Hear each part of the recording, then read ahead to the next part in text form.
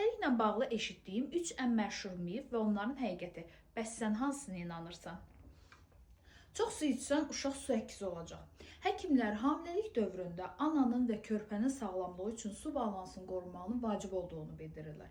Və bu mifin heç bir elmi əsası yoxdur. Əgər hamiləlikdə gözəl görsənirsənsə oğlun, solğun görsənirsənsə qızın olacaq. Bu da yanlışdır. Hamiləlikdə solğunluq və ya gözəllik bədənin hormonal dəyişikliklərindən və reaksiyalarından asılıdır. Yəni bunun uşağın cinsiyyətindən heç bir əlaqəsi yoxdur. Çox xəstələnəndə körpənin yerləşdiyi su bulanacaq və körpə problemli də olacaq. Bu da geniş yayılmış və heç bir elmi əsası olmayan yanlış miflərdəndir. Ana hamiləlik dövründə yüngül və orta xəstəliklər keçirərsə, bu dölün yerləşdiyi suyun, yəni amniotik mayenin bulanmasına heç bir əlaqəsi yoxdur və uşaq bundan problemli doğula bilməz. Bu maye daim bədəndə yenilənir və körpəni qorumaq üçün xüsusi tərkibə malikdir. Yalnız bəzi ağır infeksiyalar, məsələn taksoplazma, zika virus, bunlar ciddi təsir göstərə bilər və mütəxəssis tərəfindən izlənməlidir. Eşitdiyim mifləri kommentdə yaz, birlikdə müzakirə edək.